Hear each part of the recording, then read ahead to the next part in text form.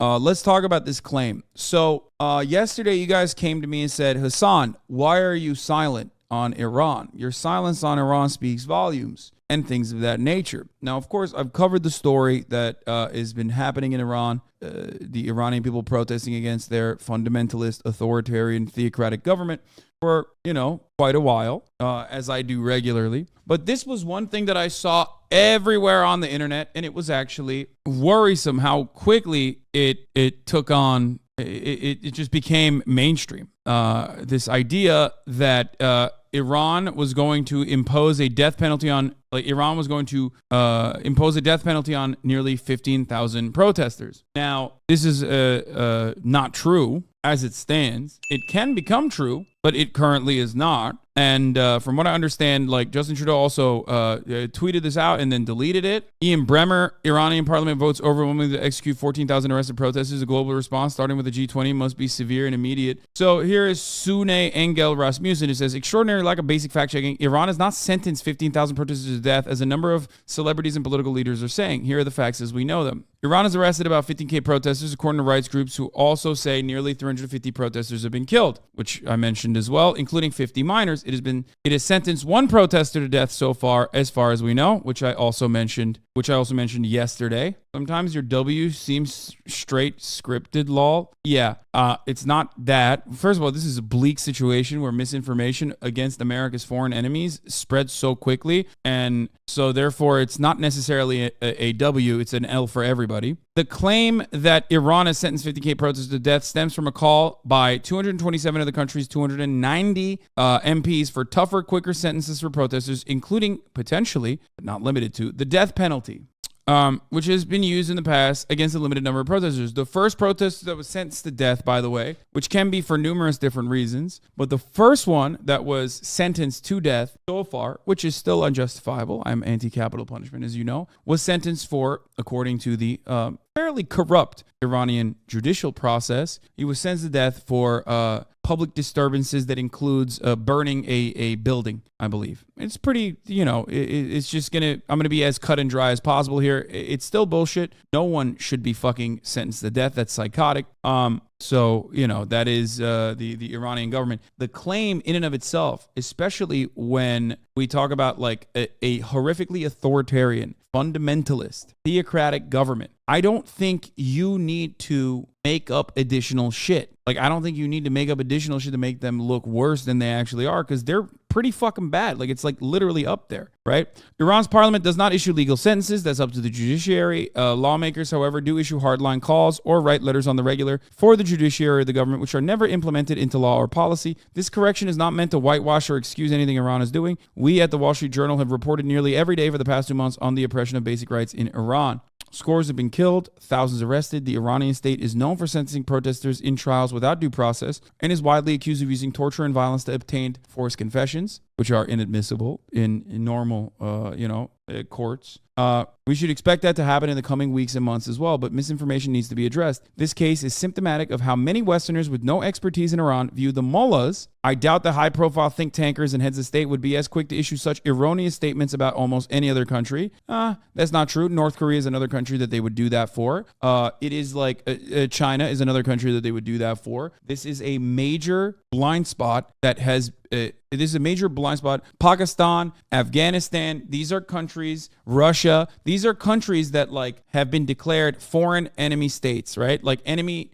Foreign nations that are enemies to the United States of America. If you're on the official bad guy list, it does not matter. Pakistan is not necessarily on the official bad guy list, but you know what I'm saying. Venezuela, Cuba, these guys are, okay? China, Russia.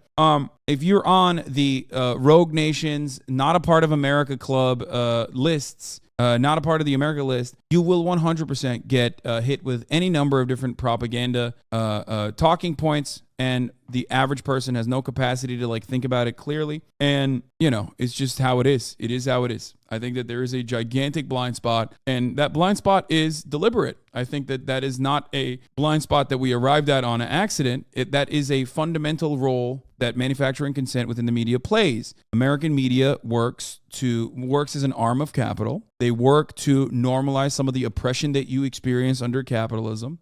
They also work to declare American enemies to be like outright horrifying, monstrous, monolithic beings.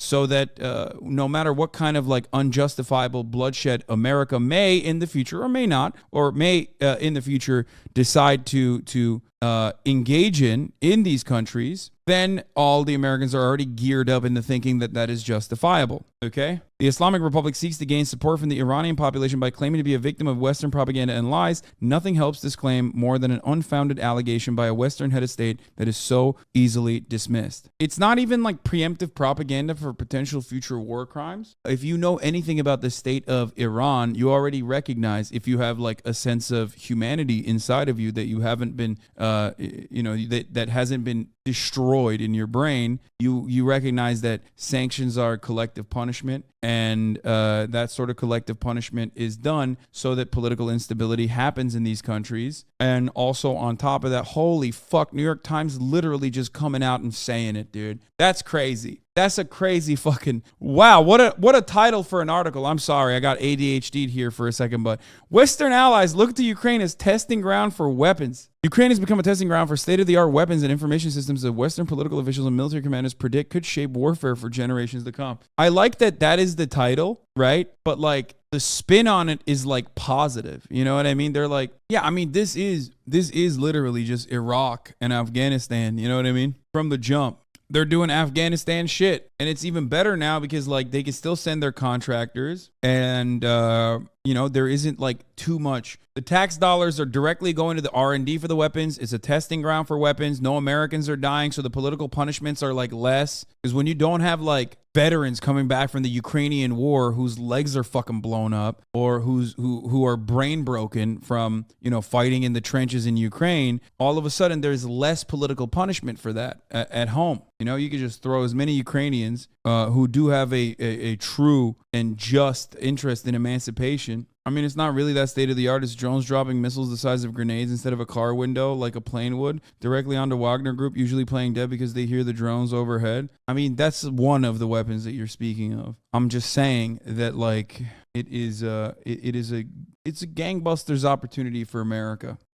Oh, I was talking about Iran, which, we can talk about a little bit more today, but like, no matter what happens, like there is going to be a fuckload of misinformation that goes around in situations like that. Like the Iranian government is fucking unhinged, and the unfortunate reality is that you have some of the worst elements on the pro-America side within the Iranian government as well, like pro-Saudi regime weirdos like at the MEK side. Remember John Bolton? Mr.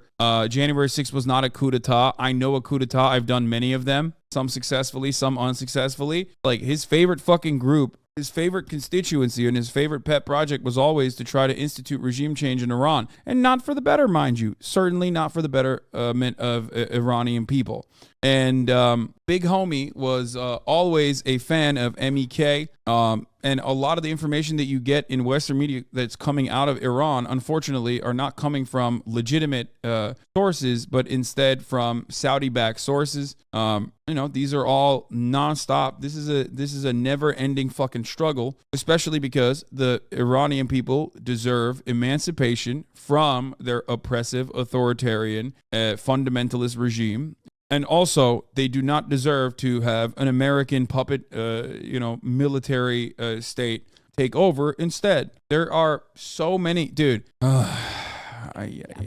Look, there's just the thing is, like, no matter what happens, like, at this point, I just saw your recent video of yours on Ukraine. I hate war, but I also believe that a NATO intervention in Ukraine should be the best resolution from an EU perspective. What happened? Did my entire chat get fucking polluted with like Langley operatives or some shit? Like, what is happening? This is why I have gray hair, okay? Man, if you want to get nuked, okay, go ahead. Go suck on a nuke yourself personally. Like, you don't have to put up the rest of your fucking country. You don't have to put the rest of the fucking planet into nuclear holocaust. Like, you can go die in Donbass if you want. It's cold as fuck out there. Why are you trying to bring everyone else into it? I don't understand this take. Like, motherfuckers would be like, no, from an EU perspective, actually, like, I love NATO intervention is a necessity. It's like, first of all, America doesn't even want that. Like, you are to the right of America. Just think about that for a second. Just think like where your mentality is when the American State Department's like, hold on now. The fuck do you mean? We're not trying to do Article 5. Anyway.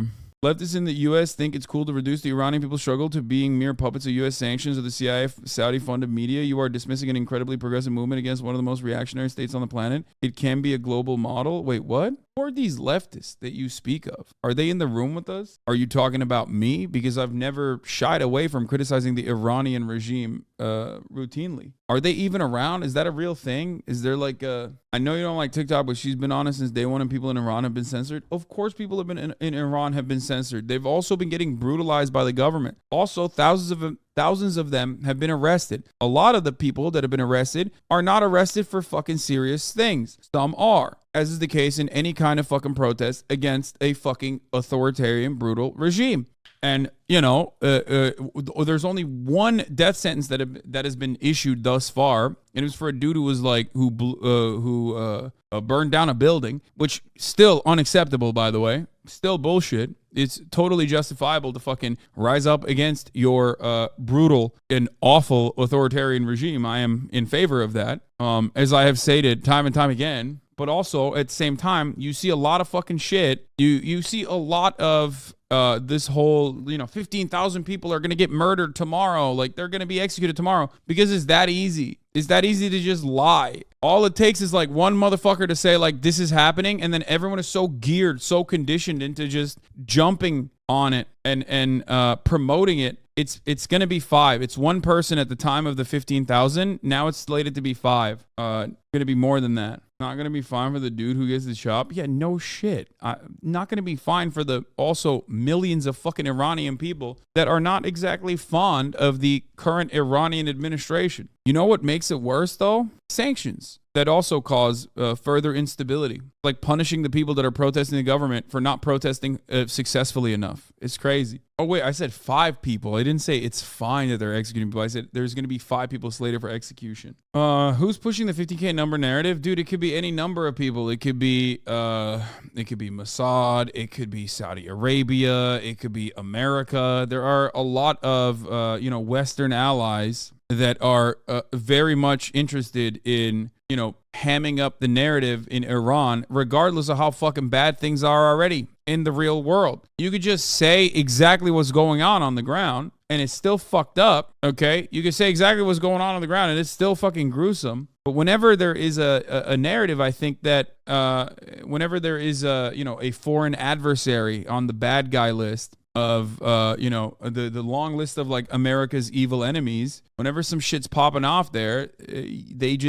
our media tends to go absolute Hambo, John Hambo mode. Iranian men and women are so desperate to gain attention from the Western media, they do cause disinformation sometimes, but their struggle is important. Their struggle is important, but I don't think it's like random Iranian men and women that are, on the ground making stuff up. Don't put this on them. It's not them that's fucking promoting this shit. 100% it's not them. Come on. Also, you said this is always the secondary conversation. Since you said sanctions don't work, what do you think about BDS and sanctions on Israel? Brother, Iran already has sanctions. Israel does not. Israel relies on American funds. Israel relies on American defense. Israel is an ally. Same with South Africa at the time when the apartheid was happening. Sanctions work against your allies. Sanctions don't work against foreign adversary nation states that are already conditioned into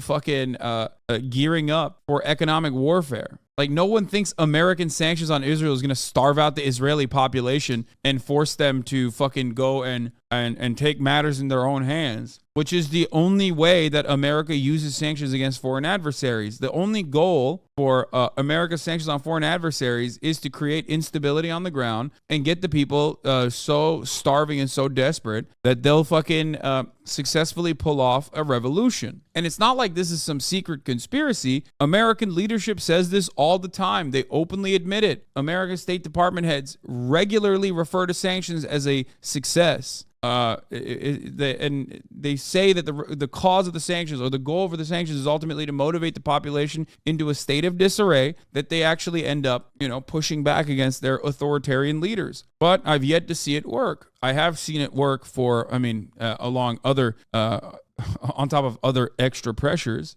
It works if you are using it against an allied state like apartheid South Africa. It could technically work against an aligned or allied state like Israel, Saudi Arabia.